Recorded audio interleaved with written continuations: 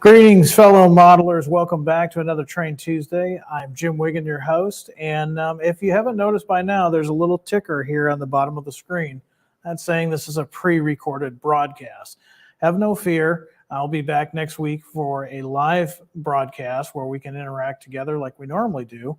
Until then, realize that I'm with the other Athearn guys. We're working on some great projects that are coming up. And I think these projects are going to make you happy. So don't worry, we are working on some great stuff for you coming into the new year. Until then, I want everybody to assume a comfortable position, put down the hobby knife, grab the beverage of your choice, and let's get ready for another Train Tuesday. You know, we get a lot of requests through our email on different errors and different railroads, and the things that we're going to talk about today are based on those emails. We get a lot of guys asking for 1970s, 1980s, 1990s motive power, and it's not all 4-axle. In fact, we get some requests for 6-axle. And that's what we're going to talk about first today. We're going to talk about the ready-to-roll SD40-2s. And before I go on, we're doing something completely different that we've never done before with the ready-to-roll SD40-2s. They now have Tsunami 2 decoders. Now, that's a big improvement.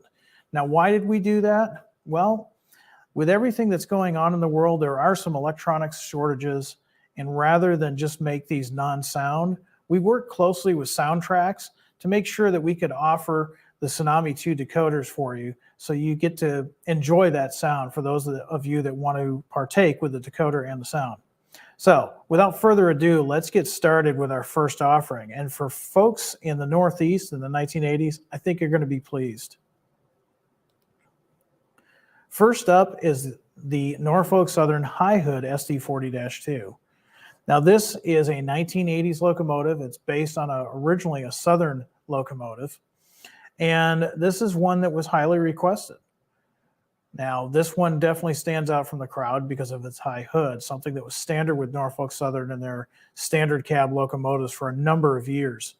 And we're offering this in 3 different road numbers. And again, we're offering it standard or with sound, this time with the Tsunami 2 decoder. Coming up next, coming into the 1990s, we have the Santa Fe. Now, Santa Fe had a large fleet of SD40-2s. We've included 3 different road numbers. And again, these are all based on locomotives as they appeared in the 1990s. This is another area where a lot of guys have been asking for 1990s equipment. So we are listening to you. Turning the clock a little bit back, all the way back to 1977, are these Chessie SD40-2s. Chessie is always highly requested from you guys, and any chance we get, we like to put those Chessie colors on a locomotive or rolling stock and send them off to you.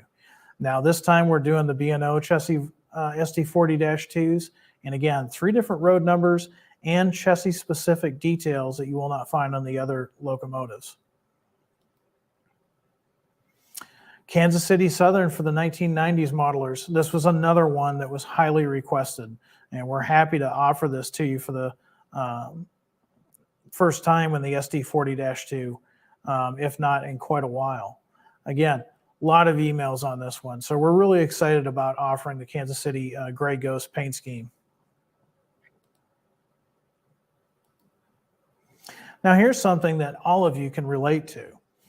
By the 1990s, a lot of railroads, a lot of Class 1s were retiring some of their older locomotives, and they found themselves in situations where they needed more power. Now EMD had a leasing segment of its business, and they painted a number of these SD40-2s as well as other locomotives in their lease colors. The GM blue and white scheme was very popular at the time, and you could see these on any railroad from the East Coast to the West Coast to Canada and beyond. I myself can remember rail fanning Conrail in the 1990s and quite often seeing a lease unit like this coupled in the consist of Conrail locomotives. So again, if you're modeling the 1990s, it doesn't really matter what road you're modeling, you can justify purchasing these locomotives. Again, available in 3 different road numbers. Now we had to do Union Pacific because Union Pacific is always popular, and we still get requests on a daily basis for Union Pacific locomotives. Now this time, we turned the clock back. We turned it back to before the yellow sill era, and we're doing the red sill era. Now these aren't quite as early as the ones that we've offered in the past. Now, in fact, these are more from the 1980s, 1990s era. These were very common throughout the system, specifically in the 1980s. So this is before the era of wide cabs and ditch lights, and I know you guys are going to really enjoy these. Now, keep in mind, with each different railroad has different details. So the horn from the Santa Fe will be different than, say, the Chessie. And with the Tsunami 2 decoder, you'll actually hear that difference. Now, you have until November 26th, the end of this month, to pre-order these with your dealer. So what I've been telling everybody is, for us Americans that are celebrating Thanksgiving, a lot of us go out the next day for shopping madness, as I call it. Avoid the shopping madness. Just call your hobby dealer of choice and do a pre-order for these SD40-2s, because I guarantee when they come in next December, they're going to go quickly. So make it easy on yourself and just go ahead and do the pre-order. And that way you don't have to worry about not knowing if you're going to get one of these great locomotives with Tsunami 2. Now, something else that we get a lot of requests for is modern day boxcars. We've done FMCs, we've done Pullman Standards, we've done 40-foots, we've done 50-foots. Nowadays, the Gunderson 60-foot double-door boxcar is pretty common. And there's also a lot of you out there that are not only modeling modern day, but you're doing switching layouts. Now, maybe your switching layout is pretty small and it's just you and a friend that do the operations, or maybe you have the guys come over for a night of operations. Whatever your size of your switching layout or whatever size your club layout, these are perfect for that. And let's talk a little bit about these. The first one that we have here is the Railbox, TTX-owned Railbox. This is 2010. Now, these came out in 2010. You can certainly use them all the way up to modern day. You can definitely weather them. You can add some more details to them to make them appropriate for modern time. But if you're modeling mid-2000s, these are perfectly appropriate for that.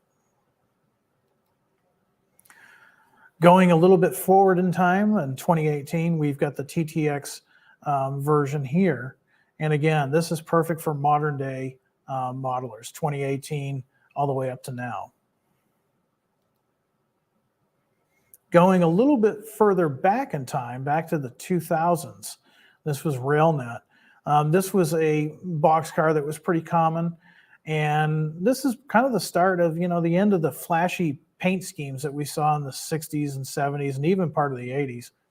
Now, you guys that have been modeling the modern stuff, this is what you've been asking for. And so this is why we're offering this. This is perfect for the early 2000s all the way into the mid-2000s. If you want to update it even further, you could even justify running it on a modern day layout. Providence and Worcester took delivery of these very recently, and this particular paint scheme is so recent, depending on when you're watching this video, this was last year. So this is definitely for the modelers of the here and now. Let's go back to the 90s. This is a Norfolk Southern prototype, perfect for 1995 on up, into the 2000s really. And really you could almost justify running those SD40-2s with these. These could be found spotted throughout all of the Northeast on many different industries. Last but not least, this is part of our legendary liveries. Now, this is based on a could-have or what-if car, and it would have been 1996. Now, you folks that model the SP knows exactly what happened after 1996. What legendary liveries are, they're basically, when our developers are doing the research on these items, sometimes they'll come across some interesting notes. And sometimes history will show us that railroads that hadn't been merged yet, or maybe railroads had proposals for specific paint schemes, and they just never came to be. And this is a case in point. This is the Hydra Cushion paint scheme Southern Pacific boxcar. This really answers the question, what would happen if UP had never taken over the SP? Would it be likely to have seen boxcars like this in 1996 on forward? There's a possibility. Now, we know these aren't for everybody, but we also know there's folks out there that like to proto-lance or like to model railroads that may have existed without their merger partners. This is a perfect example of that. Again, these are available until pre-order till November 26. Another area that folks have been asking more of is tank cars. Tank cars are extremely valuable, whether it be just running your train on a layout or a module, or if you have a switching layout. Now, we're doing something a little bit different with these cars this time. Not only are we showing what dates they are, but we're now including the actual placard. So it gives you an idea of what this car is transporting. Now, the first one that we have here, the PEMEX, this is appropriate for the 2000s era. And this has a placard 1202, which basically designates it for gas, oil, or diesel fuel. So if you've got a yard, or if you've got some type of refinement industry on your layout, or anything that has to do with some type of diesel or gas or oil, this is the perfect car for that. Coming up next, another car that works within that same era. This one here is appropriate for the 2000s. That also has a placard on it. Now, I'm going to be honest with you, I cannot pronounce that chemical, but if you go to our website, you go to athearn.com, go to new announcements, you can scroll down through, and we've got PDFs of everything that we're offering this month with complete details of each car, including this car here.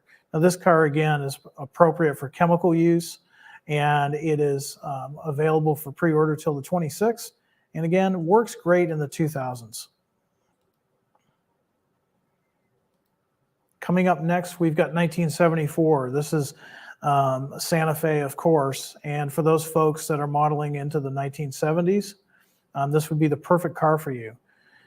This one as well is got the placard for flammable, class 3 rather, flammable liquids.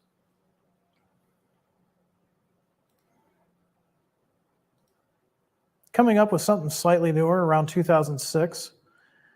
This car here is got the placard 1173 for ethyl acetate. Now, one thing that I do want to say about all these tank cars that I'm showing you, they're all available as single cars with 3 separate road numbers. So it's going to be real easy for you to pick these up for your next operations meet. This one here, again, it's lettered for 2006. It can certainly be made to operate on a layout that's newer than 2006. So if you're doing modern day, this will definitely fit in. And last but not least is the Bnsf swoosh paint scheme. Now, this scheme here was introduced on both freight cars and locomotives in 2005. And we are offering this one in the 2005 paint scheme.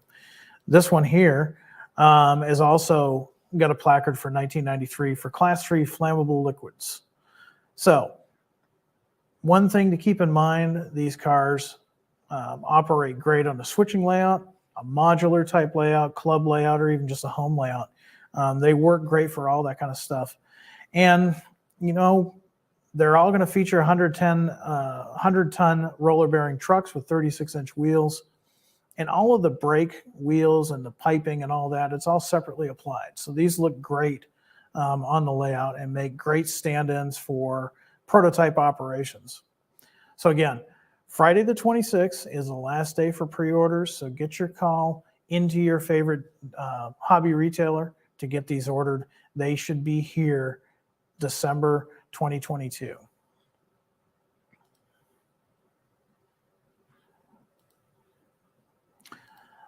So that's what we've got for ready to roll this month. Now, I've got more I want to show you because there's been a lot of excitement brewing in the last week or two. We've been talking a lot about our newest addition to the Genesis 2.0 line, and that's the Dash 9.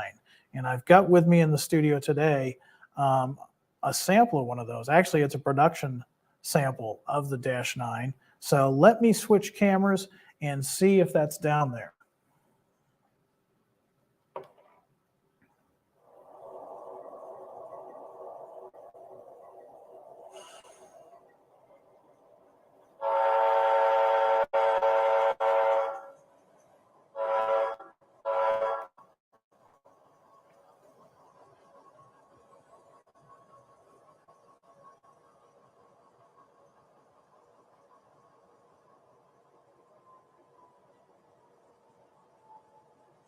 Well, it looks like what we've got here is the BC Rail version of the Dash 9, and just a few things to look at. Now, I know with the studio lighting, it's not as easily seen, but not only do we have the headlights, not only do we have the ditch lights, we've also got the rock lights, which is specific to BC Rail.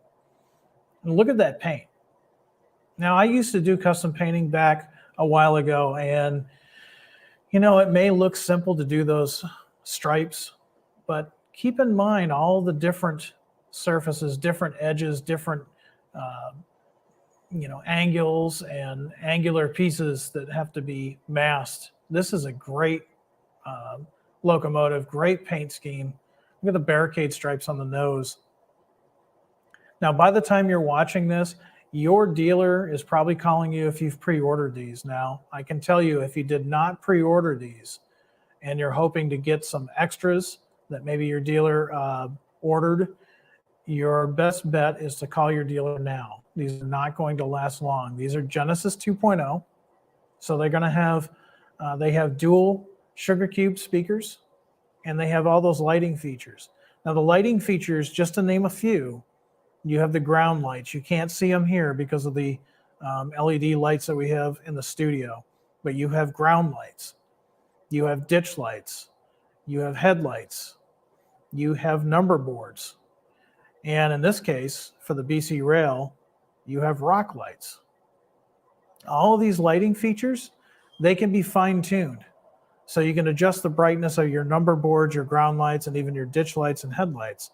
So really excited about the Dash 9s. By the time, like I said, by the time you're seeing this, we should have these in stock and should be shipping to dealers, if not sooner than later. So really cool locomotive, and that semi is great. I'm really excited about these.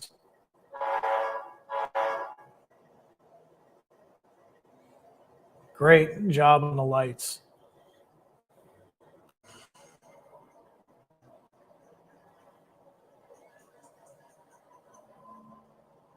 So if you didn't pre-order one of these, I would get on the phone now with your dealer and go ahead and see if he's got any extras that he can sell you, because they are going to go fast. So that's all I've got for you today. Like I said, next week we will do it again. That time we will do it live. So I'll be available to answer any questions that you might have. Until then, if you've missed any of the live performances, you can always go to our YouTube channel. Go to our YouTube channel and like and subscribe and hit the notification bell. That way you know when the newest Train Tuesday or any other video for that matter from Athearn comes out. Until next time, I want everybody out there to do some modeling, have some fun, be happy, be safe, be healthy, and above all,